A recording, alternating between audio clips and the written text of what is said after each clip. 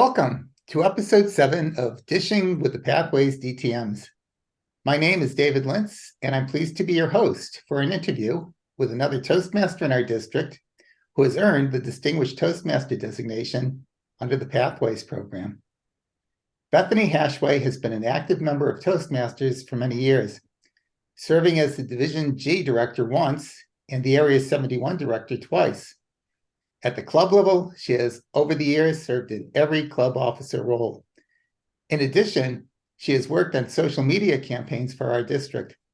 Bethany, welcome. Thank you, David. Thank you for having me on your show. My pleasure. Could you tell me a little bit about what you did for your DTM project?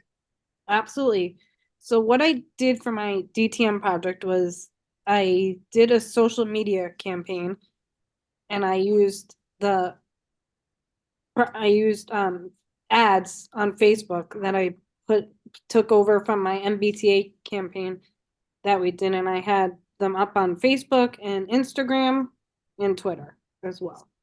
So it was just to get the word out about Toastmasters in District 31 to make awareness. Terrific. So this is interesting. There was a project that you'd worked on that was on the MBTA, and you figured out that some of that stuff or some of what you did for the MBTA would be good to use in a different environment. So I'm curious, what gave you this inspiration to repurpose materials from on the MBTA was essentially a traditional campaign and turn it into a social media campaign? So what gave me this idea was because I had the people for the ads already there, and I figured we could just use them and put them into Canva to make the ads and to make them more accessible for Facebook. We took like the girls that we used on the MBTA train and then put them on Facebook. So Facebook was your choice of social media to use? Yeah.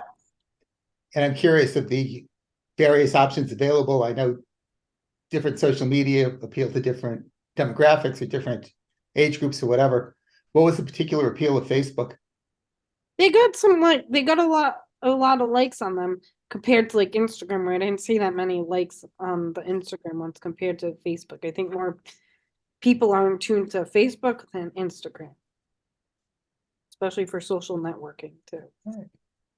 So now I'm going to give you a hypothetical question. So let's say you were to expand this project, and in connection with expanding it, not only can you go to different other social media sites, but whatever else you think would make sense. And I'll even give you a little bit of money to spend for your budget for doing this, to the extent some of the things cost a little money to do. Can you tell me about what other social media and other sorts of media you might use and how you might spend that budget? I would, if you were to give me this, I would expand it by using the LinkedIn pages, maybe even using some like news sites, putting them on the news, having interviews that way, and getting different people as well. So I have a broad variety of members to use, maybe getting members from even other clubs too in District 31, not just using those same members. So having other options too, and getting other people's perspectives on how Toastmasters helps them. So as you talk about other social media, going to LinkedIn just shows me a little bit of a theme of going to an audience that's fairly business oriented, fairly serious. I know that the Facebook demographic tends to trend a little bit older. So I guess what makes sense in that to me is we think of people who join Toastmasters as being ambitious, wanting to do something to improve themselves and to further their career. So in that light, those seem like pretty sensible choices of where you would expand. Yes, and especially with LinkedIn, because it could show someone how Toastmasters helps them to get that job. Right. With the interviews. So now let's talk a little bit about the impact this project had on you. One of the things that you're supposed to get out of a DTM project is growth in your leadership abilities.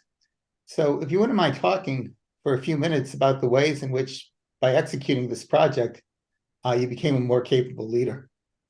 Thank you. So the way I became a more capable leader was that I had a team in place and I was in charge of leading the team as well. And I had 2 people on my team, so I kept it a small team, but enough where we could each take on doing a portion of the project. So I gave people options to do and choices, and then we would meet and discuss what worked and what didn't. So that's how I felt like it helped me improve and also grow in my confidence too in leading a team. So in terms of your leadership style, did you see part of your job as directing them about how to do their job, or was it more a case that you had, 3 basic blocks of tasks to do and you took one and they each took one, or? Each work up the tasks into Mhm. different portions. So it was like more, it was directing too, and a little informal as well. So before this interview, I had spoken with you and asked you some questions about how you dealt with conflicts in your team and how you resolved problems. And I remember the response, I could see the smile coming through the phone when we spoke, saying we didn't have problems. The team just operated very smoothly, which I suppose in Exactly. some ways is tributes to your team members, but probably a tribute to you as well in terms of managing them in a way that avoided confrontation. But I would Yes. be interesting from your perspective, what did you think the factors were that contributed to your team running so well? I think because we all knew each other Mhm. from before, and we were on the public relations team a while ago too, a few years ago. Yeah. Where we helped out the public relations manager. So that helped us as well with knowing each other beforehand. Because if I feel like if we didn't, there might be conflicts, but there wasn't. So So, for example, was it necessary to talk with each other about what your work styles were? it was, and I told them my vision as well, and they told me what they liked and if they didn't. So went back and forth. It was good teamwork. So as that happened, as you laid out a vision and they had slightly different visions or viewed your vision in a different way, how did Yep. you navigate from your original vision to what their perspectives were? We all came up with different plans and we said which one we liked and which one we didn't, and that's how we navigated through the different options. All right. And I each had them come up with like different designs to my team members. So I was going to ask you how your team supported you, but I suppose the question is better put. How did you support each other? And what were some of the techniques you used for generating good ideas? Just email back and forth, and we sent each other ideas of how we wanted to use the ads on Canva compared to the MBTA ones. That's why we used the quotes. And I thought it was well the way we had it set up. So that's interesting. When I've done brainstorming sessions, I've always thought an essential element is having everybody in the same room. So in real time, you can play off each other. But Yes, you but did it by email and that worked out fine as well. and we use Zoom a lot too. Okay, so a combination of the two. Yes. All right. And then at the end of this project, we're told to do a lessons learned session. And there's different ways you can structure them. I'd be curious about how you put the lessons learned session together. And then also, if you could tell me a little bit about what you learned from that session. So during the lessons learned, I have gone back and forth on this too with them as well because I got feedback from my team. And I think what would have we could have done better with this campaign for the social media campaign is if we had more time because we did this as a spring session or like a spring awareness for Toastmasters.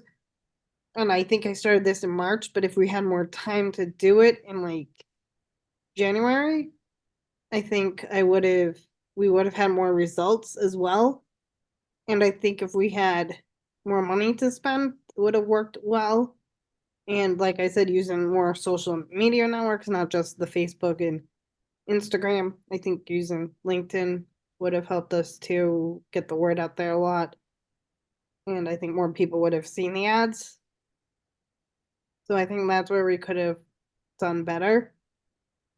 And like even with the MBTA campaign that I did, I think that would have done better too if there were more people clicking on the QR codes and maybe even having QR codes on the social media ones campaigns that I did for the Facebook ads.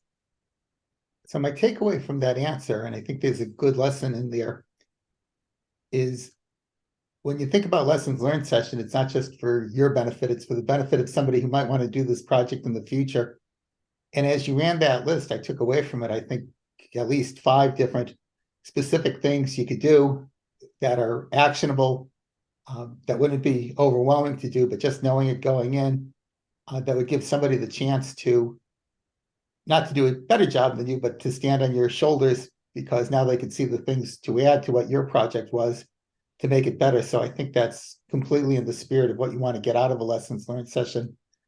But to go back to the first part of that question, in terms of how you structured it, was this a Zoom meeting that you had? Did you send out questions to them ahead of time? Or was there some prep work they did before walking into the session? Just how did those mechanics work? I believe I emailed them out the questions. So Okay. when they got back to me and everything. All right, and then you had a couple days for them to think about it, and then you got on a Zoom call? Yes. Okay, all right. I think that's a good way to do it. In fact, I think one of the, It was very helpful too, because they gave me good feedback, feedback to improve it, like you Okay. said.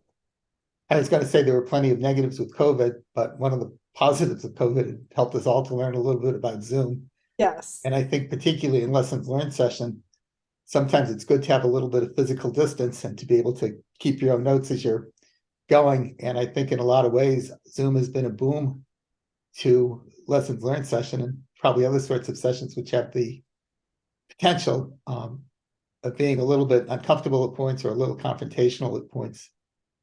So all good stuff. So before we end, I just wanted to ask if you had any closing thoughts, words of advice for prospective DTMs, either something practical or something inspirational or a little of both. Absolutely. So my words of inspiration to other people, members who are working on their distinguished Toastmaster projects is don't give up, even if you think it's not going to work out, and always have, excuse me, always have a backup plan.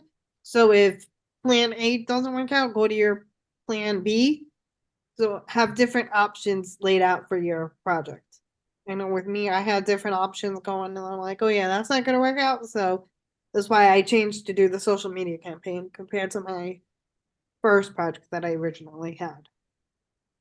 Yeah, I think that's very wise with DTM projects. I suppose with a lot of things in life, there's kind of a yin and a yang. There's 2 things that are in a little bit of tension. The first part is just don't give up. The first part is to be tenacious, but at the Yes. same time, you also need to be flexible. And sometimes balancing between the 2 is a little tough. When do you decide to move from plan A to plan B? You can always wonder if I had stuck with plan A a little longer, maybe it would have worked out. So just having the wisdom to know how to balance those things out, I think is one of the things that you learn from the DTM project. And always ask too. First, you can always ask for support too. Don't be afraid to ask. Get ideas from other people as well. And especially in this district where there's so many people who are willing to help. And if you don't know who to reach out for help, call a friend. For those of you listening to this, give Bethany a call. She'll give you some names to call as well. I will. And there's people who are delighted to be called to help. There's people who are delighted to help. It's just, I think, a personality trait of a lot of people who are in Toastmasters. So none of these things do you have to think about doing all by yourself. Don't be shy too. We don't bite. Don't be shy. Absolutely. This is great. Thank you so much, Bethany, for telling us about your DTM project. Thank you, David. And thank you to all of you who are viewing this for your interest in dishing with the Pathways DTMs. As Toastmasters, we all know how valuable, candid, and constructive feedback can be. If you have any feedback that you're willing to share with me, I look forward to receiving it. The best way to reach me is by email at the following address.